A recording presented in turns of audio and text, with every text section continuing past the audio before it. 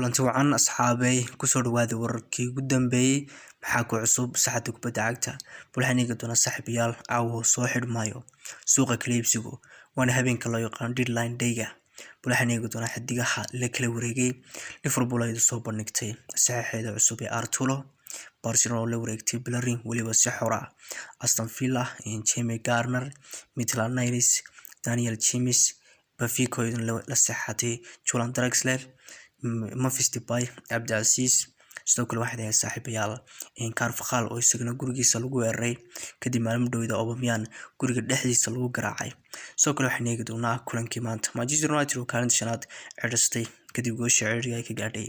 kooxaha Leicester City iyo wararkii ugu dambeeyay suuqa kala iibsiga muuqaalkeena intii bilaabay saaxiibayaal like sara sina share gareysa asxaab badan oo gaaro haddii ay tahay markii ugu horeysan soo booqatana fadlan rukumo kambalelkana furo saada socoto wararkii ugu dambeeyay dhaqaaqa suuqa kala iibsiga iyo waxyaabaha ku cusub kooxdaada mar labaad soo dhawaada saaxiibayaal hadii ku bilowno intiina suuqa kala iibsiga u tagin waxaan ku horeysi doonaa kulankii caawil ciyaarayay ee kooxaha Manchester United goosha ciriiriga ka gaadhay kooxaha Leicester City Manchester United waxay soo ciristay kaalinta shanaad kadib goosha ciriiriga ee caawa ka gaadhay kooxda Leicester City Erik ten Hag waxa uu sameeyay shaxdii kulankii uu Liverpool uu ka guuleystay ee 2 gool ka adkaaday saddex dhibcood ka qaatay ayuu maanta ku soo galay runtii waxa muuqata in Erik ten Hag ay shaxdiisu tahay shaxdii uu kooxda adkeeda Liverpool uu ka badiyay ayuu kulankana u la shiriimaaday markaasi waxa la dirisay yahay in shaxdaasi uu ku badiyay kulankaasi oo kulmada kalena uu ku ciyaari doono soo kale maxuu maantana oo kursiga gaadka u dhigay in Cristiano Ronaldo iyo waliba Casemiro oo xilli dambe uu keenay markaad aragtid Martinez iyo Dalot waxay maanta sameynayeen waxa soo laabatay speedkii iyo waliba ficilkii kooxdaasi Manchester United Martinez aad baa looga yaabay inkastoo uu qaatay xidiga bisha Durtuba diyaarada joogo oo saameyn ku yeeshay Old Trafford kulankana aad ayuu ga yaabay jamaahirtu waxay bilaabay inay jeclaadaan Martinez Dalot kubaddu ku saaray kooxda Leicester City si ugu dabaaldegayeen ay ugu muuqatay ficilka iyo waliba inay ka go'an tahay inay guuleystaan sidoo kale kulankan muhiimka ah kooxdaasi weyn Leicester City oo kulankii hore Arsenal ay ka badisay oo in kala gool darooyin badan la kulantay oo Manchester United ugu dartay sidoo kale Arsenal baa ugu xigta kulankan caaw muhiimka ee kooxdaasi Manchester United badisay Arsenal iyo unbeaten oo 5 kulan iyo waliba 5 goolad wadata ay koortigiisa Manchester United Erik ten Hag dutuba kulankiisa saddexaad ayuu badinayaa wana waxa uu gaadhay kulankiisa saddexaad ayuu bariyo horyaalkaasi Premier League Manchester United ay waxayduna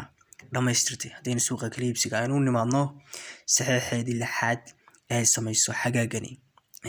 kaasi oo noqonaya midkii ugu dambeeyay ee dhamaystirayo qorshahaasi Tobre Erik ten Hag oo sheegay inuu labadiisa saxiix Martin Golhayaas iyo waliba Anthony yihiin saxiixdiisa ugu dambeeyay waxaana Manchester United ay si rasmi ah u soo bandhigtay Golhayaas Martin oo ay kala soo wareegtay kooxda Newcastle United laakiin United haysto dooqay in si rasmi ah ula wareegi karto marka uu u dhamaaday heshiiskaasi amaahda ee Golhayaas kula joogo kooxda Manchester United in badan ay United deedeysay Golhayaas badal noqday digay waa dhaawacmi kara waxa la doonayaa Golhayaas la isku halayn karo markaas waxa uu leeyahay Martin ay kooxda Manchester United wagto Erik ten Hag waxa uu leeyahay waxa uu dhameystiray Martin saxan ugu dambeeyay qorshahayga markaas wax ciyaartoy ma baahni suuqina waa soo xirmay Liverpool idin waxay soo bandhigtay Arthur Melo oo ay la soo wareegtay kooxda Juventus ay ka soo qaadatay waxayna kula soo wareegtay hal sano oo amaaha kuma jiro dooq ay ku iibsan kartaa halkaas amaahda marka uu dhamaado xidigan kooxda Juventus ay ku laaban doonaan sidoo kale kooxda Barcelona waxay imkan la shaaciyay in Hector Bellerin ayaduna ay baac xor ah ayaduna ku qaadatay oo waxa uu sugaa Bellerin kooxda Barcelona oo rajo ka qaba oo 3 dalabo waaweyn diidaba wata habeenkii ugu dambeeyay deadline-ka kooxda Barcelona Hector Bellerin waa qaadatay waa xal laga dareemay markii ay fasaxday Sergio Dest xidigay baash midiga kaliya ay fasaxday in Bellerin ay qaadanayso waa laga dareemay oo kaasi idina waa qaadatay warkaasi waa la xaqiijiyay Barcelona waxaanu heshiis hal sano ay ka saxday xidigani markaasi Bellerin waa Barcelona way sidoo kale Aston Villa waxay diiday in dalabkii cuslaa kooxdaas Arsenal ay ka soo gudbisay xidigooda khadka Douglas Luiz 25 milyan ay ka soo gudbisay Arsenal waxaa leeyahay ku gacan siidho Steven Gerrard iyo kooxdaas Aston Villa waxay leeyihiin laacibkani sanadkan waa si haysan doona noo muhiim kulamo badan oo guuldarana soo gaadha 4 kulan waxaan rabnaa in xidigani aanu kooxda ku dhisno inuu kooxdaasi guulo badan la soo hooyay leeyihiin anigii waa dawaqsane goor aan ciyaartii fasaxna ma joogni ay leeyihiin Steven Gerrard iyo Aston Villa Jamie Carragher baa isaguna waxa uu si rasmi ah ugu biiray kooxdaas Everton adigana Manchester United waa fasaxday taariikhkaasi mustaqbalka 15 milyan ay kooxdaas Everton ugu biiray kooxdaasi Man United ay siisay sidoo kale waxaa jira Maitland Niles adiga Arsenal ay isaguna waxa uu ku biiray kooxdaasi Southampton ayuu dhameystiray habeenkani suuq u xirmaayo xitaa la in heshiida ugu badan la gaaray waa amaah waa soo xirmay positionkaasna wad u baahan tahay sanadkan waa in amaah aad ku sii xalaysaa oo ka dambood iibsan kartaa marka heshiidan dhoon la gaaray intooda badan amaah way badiyeen soo kale Danny James oo Manchester United xidigani dayrka sanadka hore Leeds United ka iibisay ayaa isaguna waxa uu dhameystiri doonaa tijaabada caafimaadka isagoo waliba ciyaartii kooxdaasi Fulham isaguna in Fulham ayuu ka digay kooxdii sanadkan ka soo dalacday hooyduna aad looga yaabin yahay oo Liverpool kulankii koowaad bal 2-2 la gashay runtii waa kooxdina ciyaartii fadlan badan qaadatay ha noqoto Brera imikana Danny James bay qaato aad ay isku adkeynaysaa Benfica imikana waxa leeyahay iyaduna waxay dhamaystirtay saxaxaasi Julian Draxler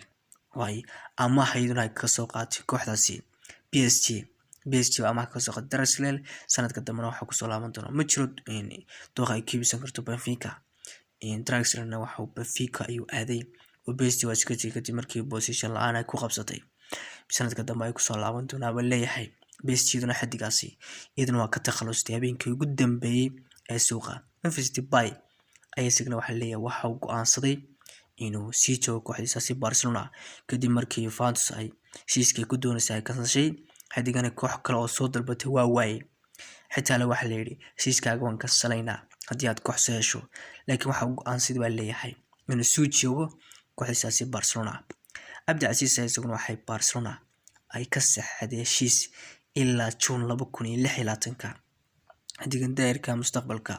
sanadkan markii sanadkii hore ay kooxda Barcelona weerarsanay waxa digaa afkor ay ku xamaalnaysay ee weerarka uga ciyaarayay waxa diga daayiro mustaqbalka kaliya khibrad bay baahan yihiin waxaana ku xidhay saxaasay waxa lagu burburin karayaa bay leedahay 200 milyan oo euro waliba waxaana waa Osasuna oo ku biiray heshiis amaah isaguna waa kamid hadigaha habeenkan ugu dambeeyay iyaguna baxay sidoo kale booliskaasi Carvajal ay isaguna waxa lagu soo waray gurigiisa ku yaala duleedka magaaladaasi Madrid waxa leeyahay booliskaasi wadankaasi Spain iyaguna waxay bilaabayaan baaritaan ay ku hayaan 3 nin oo burcad ah oo weeraray gurigaasi xidiga Real Madrid ee Daniel Carvajal ee ku yaala duleedkaasi caasimadda Madrid falkaasi oo maalmo kadib markii gurigiisa lagu weeraray Aubameyang xidigaasi reer Gabon ee Pierre-Emerick Aubameyang isaguna gurigiisa lagu dhex garaacay oo daan laga jabiyay oo imika daanka dhaawaca isagoo dhaawaca kooxaasi Chelsea u wareegay waxa leeyahay maalmo kadib wataasi Carvajal ay isaguna gurigiisa la soo weeraray laakiin waxa leeyahay si wanaag Carvajal ma joogo gurigaasi xilligii falkaasi dhacay ee la soo weeraray oo ahayd maanta waxaas ku sugnaaba leeyahay gurigaasi shaqaale waxaanu laacibkan uu la xiriiray booliskaasi waxaanu cabasho muujiyay si loo baaro weerarkaasi lagu soo qaaday gurigiisa waxa uu leeyahay si la soo weerari kara gurigayga waa in la soo saaraa dadkaasi soo weeraray suuq waa soo xirmay kooxo badan waa ka faa'iideysteen noqoto Barcelona oo 8 sax maraysa oo caawi dambeeyay laba hirgelisay Alonso iyo waliba Bellerin oo lix hore nagu soo waashay Barca sanadkani waxay doonaysaa inay nawaasho oo koob kasta oo macquul ah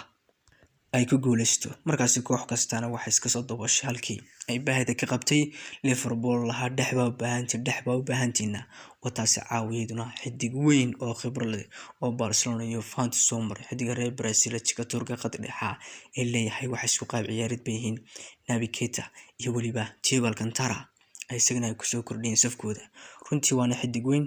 oo kooxdaasi Liverpool waxay waaweyn ku soo kordhin doona. Saxiyo fara badan baa dhacay, suuq waa soo xirmay, kooxdii ka faa'iideystay kooxdii kalena waa adiga iyo taagta iyo tamarta. Sanadkan maxaa islaaysa, maxaa ciyaartoy ku jooga in halkee aad ku dhamaysan doona saad u dagaalanto adiga in bay ku taala saad isku fardaamin doonto. Wararkeena ciyaar wanaagsan saaxiibayaal, intaynu ku kulmi doono wararkeena kale. Wassalaamu calaykum.